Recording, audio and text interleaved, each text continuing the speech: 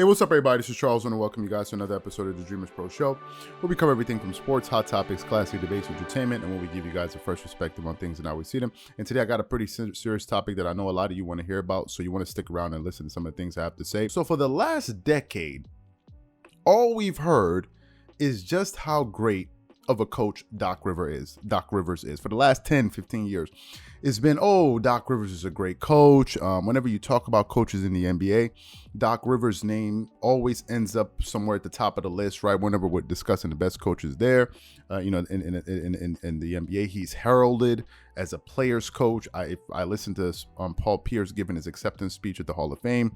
He even said Doc Rivers is a player's coach.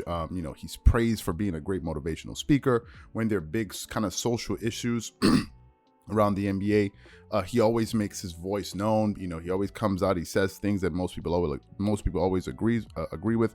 He's always strong on social issues. But I'm beginning to think that a lot of it, apart from some of the great things that he says, some of the things that some people in the media say about him, I'm beginning to think a lot of his praise is all about smoke and mirrors. It's all smoke and mirrors, right?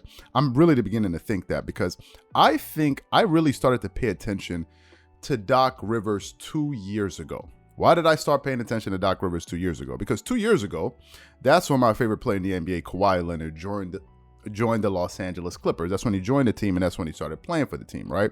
So when he joined the team, I was sort of being introduced to Doc Rivers. I never paid much attention to him prior to that, although he had been the Clippers head coach, I think, for about 3-4 years prior.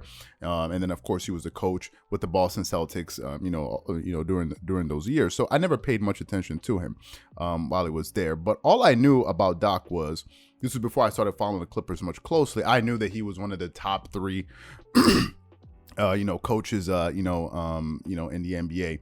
But the Clipper fans at that time, they said they didn't trust Doc Rivers. They kept on saying in every single video, they didn't trust Doc. They didn't trust Doc. And to me at the time, I didn't understand what they were talking about. I'm like, what do you mean you don't trust Doc Rivers? Doc Rivers is a great coach. He's heralded all around the NBA. He's a great coach. What are you guys talking about? But people kept on saying, we don't trust this guy. We don't really think he's the right guy for this job. Never paid much attention to them. So I just really kind of brushed them off. But when I really started to pay attention to Doc Rivers and started to analyze the Clippers games, I started to understand some of the things they were talking about, and I started to see some of the issues there, right? The first sign of trouble was the relationship, or the way Doc Rivers used to play Lou Williams. Now, for those of you guys who know, Lou Williams was a former Clipper. He was with that team for a number of years. He got traded in the trade deadline, the midseason trade deadline, just last season. They did a swap between him and Rajon Rondo. They sent him to the Atlanta Hawks, and they brought in Rajon Rondo. Prior to that, right, Doc Rivers used to drive me nuts with the way he played Lou Williams. Why?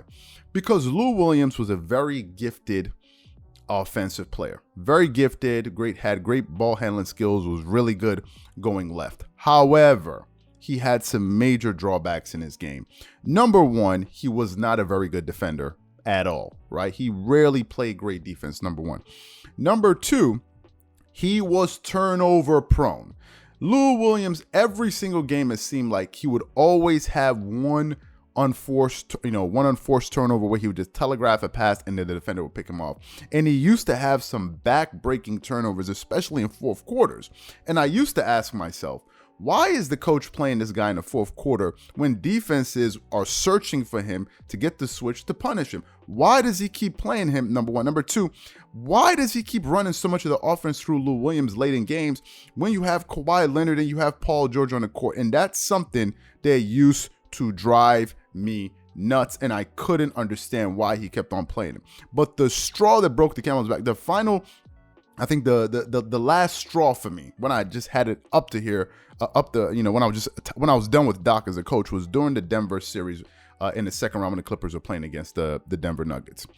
And the way he was using his lineups and the fact that he was not willing to make any adjustments was something that's when I was like, okay, I'm done with this guy.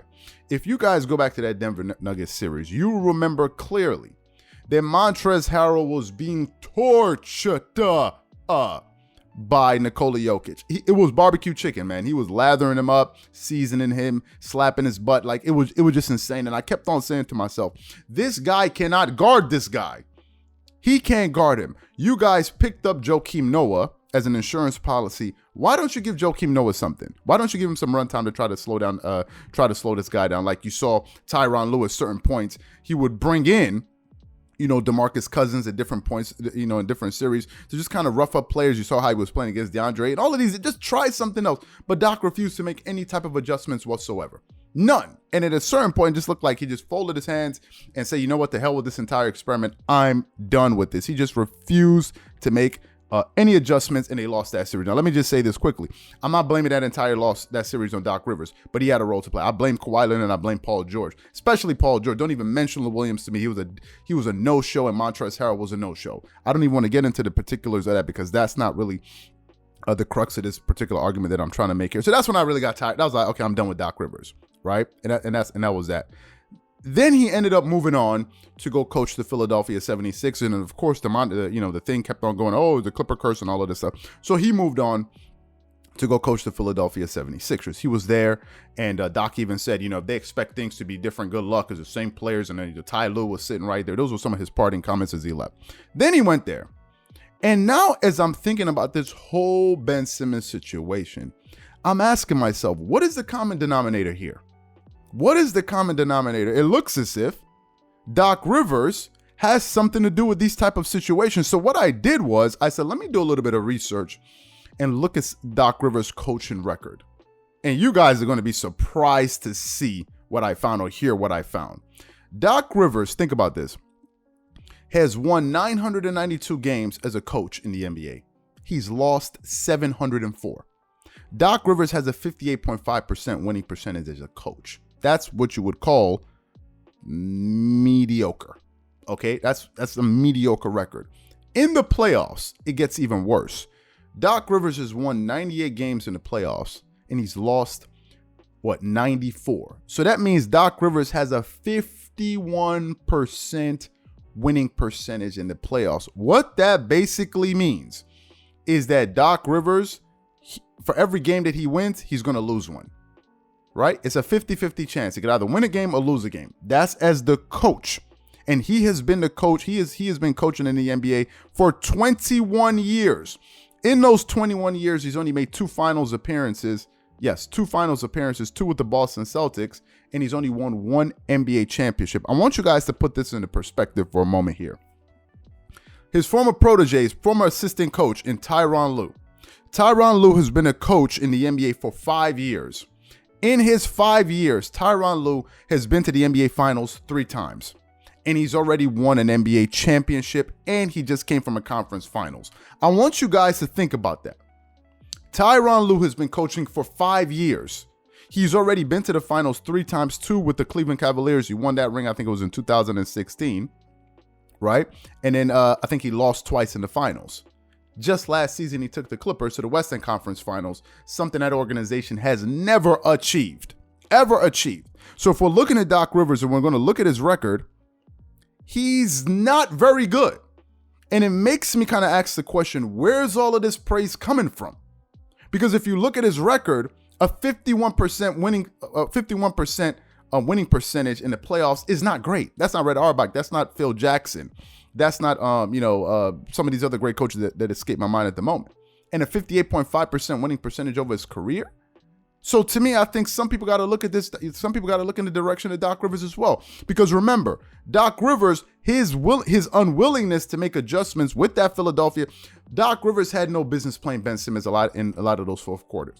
If that was Tyronn Lue, he would have benched him.